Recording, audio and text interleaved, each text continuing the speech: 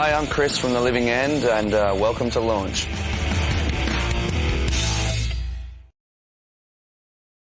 We kind of borrow from lots of different sort of genres, obviously, but there's definitely a kind of a passion thing there when we play live, and a kind of energy that I think comes from the 50s. Originally the 50s kind of influence, you know, people like Elvis and Little Richard and Jerry Lee Lewis, guys that were just kind of singing from their heart, that were, you know, pretty threatening in their day. I mean, we're nowhere near as threatening as what those guys were. But that's the whole thing about punk rock too that I loved, was I just felt the same kind of energy coming off it, and you know, and then I found out that a lot of those guys were influenced by that too.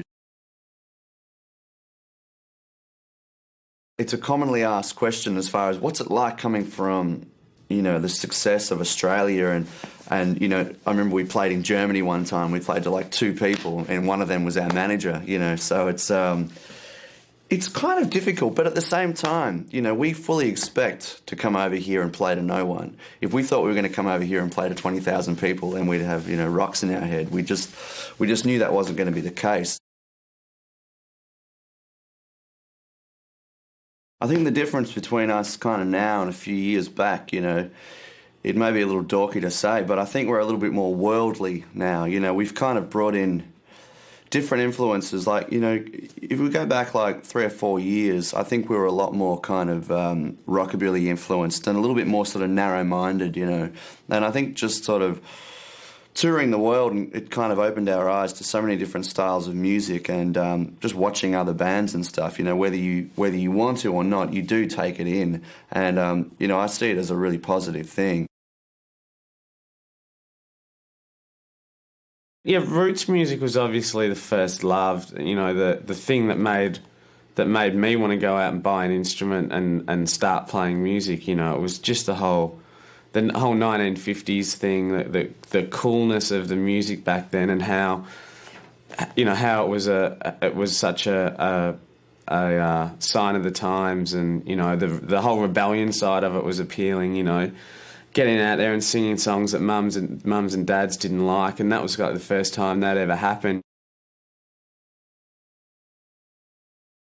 When you're preaching to the converted, it kind of becomes easy, and it was good to come over here and kind of start again. You know, it wasn't about going out there and putting on the show that people expect to see. It was like, these people overseas have no idea who we are, and they don't know what to expect. So it really kind of came back to our playing and our songs again. And, you know, when we walk out on stage, we're like, okay, we have an image, we have instruments, and we have songs, and these are the 3 things we have to convert these people into liking us. It's worked at home. There's no reason why it can't work here. We've always kind of believed in it, but we've fallen into that safety thing back at home. Now it's time to really kind of open your eyes again, slap yourself across the face, and go, okay, we got to still have it in us, you know. There was periods of like 5 or 6 months where we were away from home constantly. You know, we thought we were going away for like 5 or 6 weeks, and then we ended up tacking onto the back of another tour or something. And that was just awesome for us, you know, as far as unity goes, and just as far as our playing goes. That much practice, you know, playing those songs 5 nights, 6 nights, 7 nights a week was just good for our chops, you know. We don't want to follow any sort of path, you know. I don't want to have a mohawk to be punk rock, you know.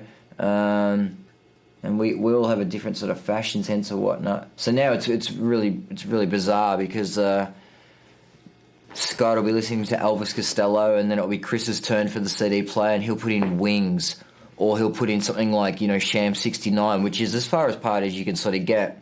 And then it'll be my turn, and I'll be either pushing for Art Blakey and the Jazz Messengers, or I'll be pushing for, like, you know, DJ Shadow or Primal Scream or the Stone Roses or MC5. It's all over the shop. It really depends on your mood. I think it's all refreshing, you know. Sure, we might play to 45,000 people in a football stadium in Australia, and that's, you know, that's a great feeling. That's something that some bands will never get to experience. So I want to hold on to that. There's nothing like walking onto a stage and people are there to see you and the roar of the crowd. But By the same token, they're already converted, aren't they? You know, they've already got the record. They already see us on TV in Australia. It's not as much as a challenge as coming to California or Germany or Holland and playing to 100 people that have searched out your music out of everything else in the world, and they're there at your show. They've paid their $8 to come and see this unknown band. It's a lot harder to win those people over than 45,000. It's all par for the course. It's just like, whatever. We're even lugging our own gear on this tour to save costs because we don't really take a lot of the money off the record company. We don't want to be in debt. So, you know, I do all my own drum teching and all that. And I love it. It's what I do. I think it's all part and parcel of music too, you know.